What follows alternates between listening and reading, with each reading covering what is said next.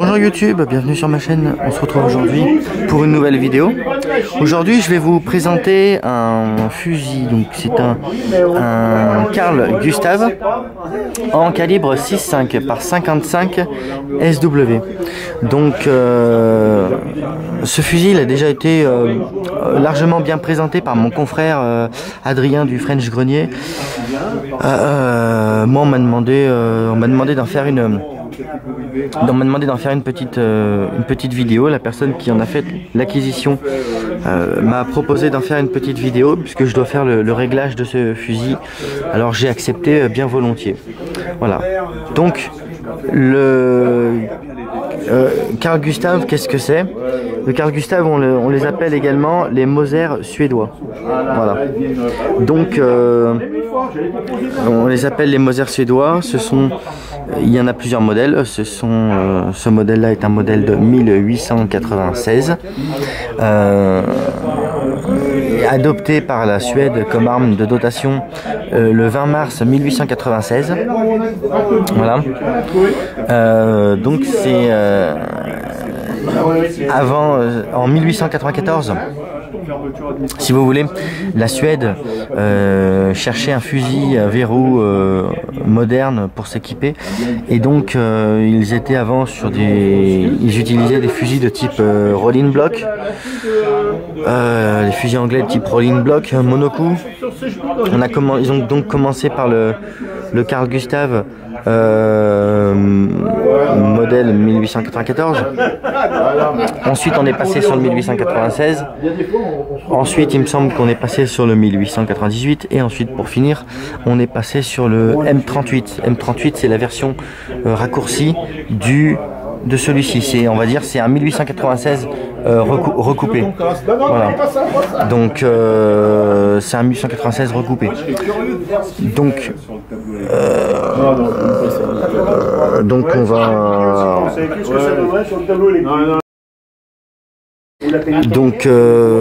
on va donc vous essayer ce fusil. Et on va voir un peu ce que ça raconte. Donc au niveau de la présentation, qu'est-ce que je peux vous dire qui n'a pas déjà été dit? Si au niveau du démontage, regardez, il y a quelque chose qui est assez chiant. Je vais essayer de vous montrer ça pour que vous compreniez, parce que souvent quand on expédie ces fusils, par exemple par correspondance, quand on les vend sur Natura, on les expédie de la manière suivante, c'est-à-dire qu'on expédie les armes démontées. Ça peut poser des petits problèmes au niveau du remontage pour une personne qui n'est pas avertie. Donc je vais rapidement vous montrer le démontage de ce fusil et vous faire comprendre quelques petites subtilités sur cette arme. Donc au niveau du démontage, déjà là il faut voir que vous avez au niveau quand vous avez mis le verrou vous ne pouvez pas l'avancer parce qu'il y a la planchette élévatrice qui bloque. Donc il faut pousser la planchette élévatrice pour pouvoir avancer le verrou. Quand vous reculez le verrou, tac, vous voyez, le verrou se bloque. Ça c'est quelque chose qui est important à savoir. Attention les oreilles. Attends que je mette non plus. Non mais je cherche. Je vais crier au secours avant. Donc vous avez donc la planchette élévatrice, comme je vous dis, qu'il faut pousser, et là vous envoyez le verrou. Voilà. Au niveau du démontage maintenant, pour démonter ce fusil, on procède de la manière suivante. Donc au niveau du démontage, pour démonter ce fusil, on procède de la manière suivante, c'est-à-dire qu'on a sur le côté ici un petit bouton, là où j'ai mon doigt, d'accord? On a un petit bouton qu'il faut tirer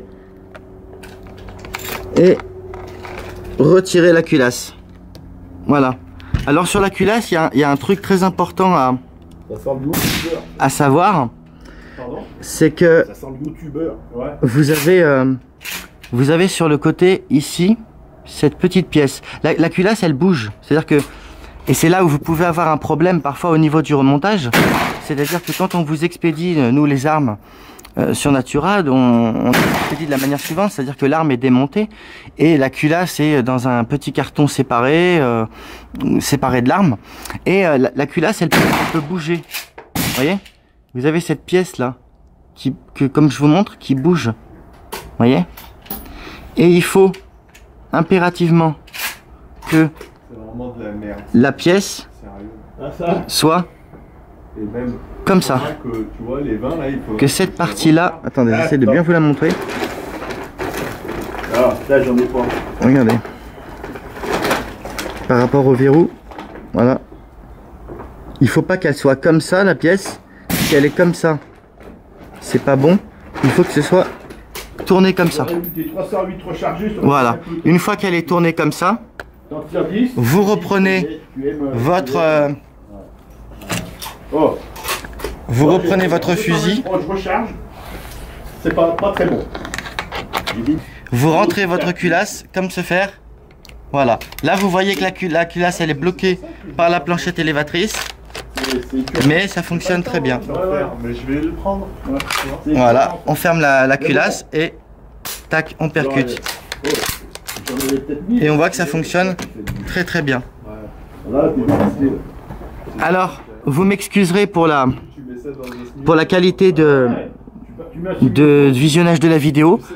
Nous sommes au stand et on est avec une arme qui est extrêmement longue. On est avec un fusil qui mesure 1,26 m. Donc, c'est pas forcément évident. Voilà. J'ai vu, c'était pas si mal que ça. Bon, une fois qu'on a compris ça, d'ailleurs, au niveau de la culasse, je vais vous montrer. Vous voyez, il faut que cette pièce soit bien dans le prolongement du fusil. Tu vois qui, toi Voilà. Un P rouge. Donc, partant de ce principe, après, une fois qu'on a compris ça, c'est bon. Donc, on va utiliser des munitions, là, des Winchester. Donc, voilà, bon, bah, tout ce qu'il y a de plus banal, c'est de la manufacturée. Hein. Voilà. Les munitions, pour ceux qui n'en ont jamais vu, le 6.5 suédois, ça ressemble à ça. Attendez, je vais vous montrer. Voilà. 6.5 suédois, c'est ça. Mais bon, même en rechargement, des fois on trouve pas. Hein. On va faire quelques tirs, on va voir ce que ça raconte. Bon, alors 223, je suis pas... J'ai tous mes tableaux, j'ai mes trous, voilà, pour la mémoire. Ouais, non, et puis si tu fais plusieurs rechargements, ouais, si tu fais des penses bêtes, c'est pas pour rien. Hein, en même temps, hein. Après, il y a pas de... T'essayes, tu fais que ça soit bien. Ouais, bah oui.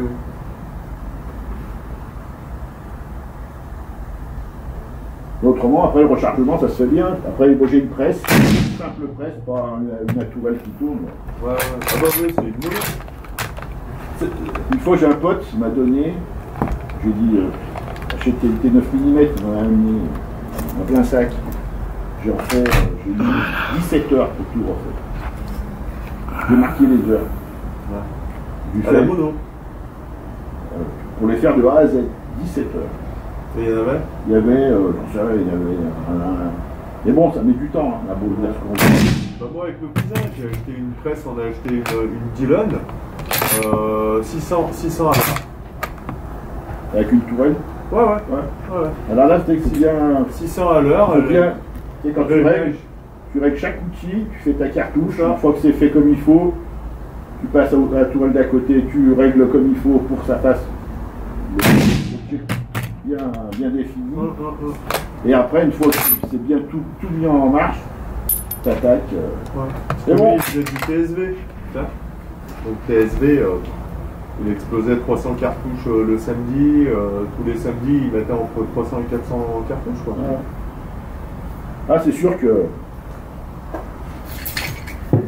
Autre chose?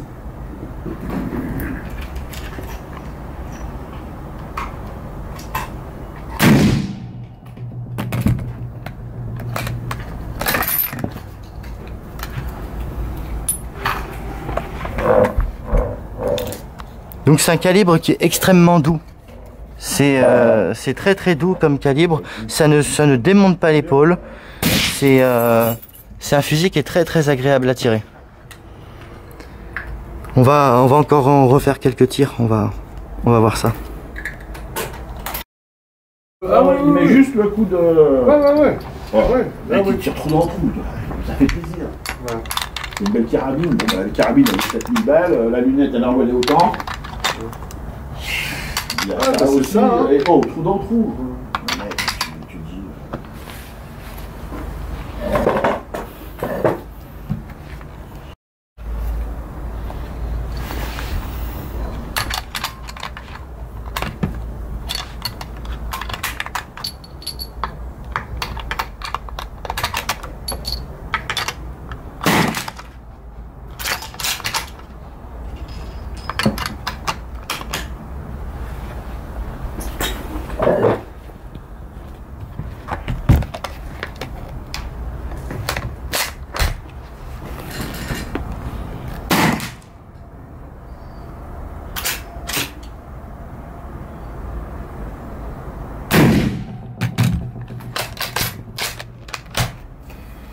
Après avoir fait quelques tirs, qu'est-ce qu'on peut dire sur ce fusil très rapidement?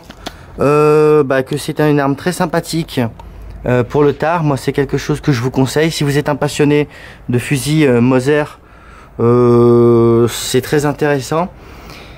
En termes de prix pour ces fusils, on va dire que ce sont un peu des ovnis des prix. Pourquoi? Parce que il y a 4-5 ans, c'est des fusils qui valaient à peu près 450-500 € sur le marché.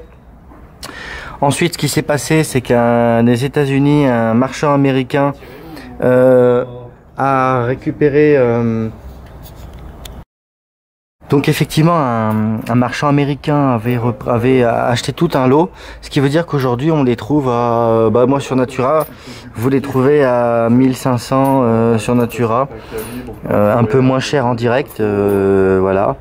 Donc vous en avez deux sortes, hein. Vous avez des fusils montés avec une lunette comme celui-ci, et moi actuellement je sais qu'il m'en reste un en vente avec un dioptre, voilà.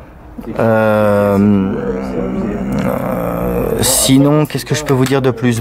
Si vous êtes passionné de Moser, si vraiment vous aimez les fusils Moser, honnêtement c'est super intéressant. C'est super intéressant et on peut en manger du Carl Gustave. Voilà. C'est le VZ58 quoi, c'est le pack de Varsovie mais des... J'espère que cette vidéo vous aura plu. Je m'excuse pour la qualité de film de la vidéo, mais dans cet environnement avec une canne à pêche aussi longue, c'est pas évident de filmer. Voilà. Donc j'espère que cette vidéo vous aura plu. Je vous en souhaite un bon visionnage et selon la formule consacrée, eh bien, je vous souhaite une bonne semaine et bon tir.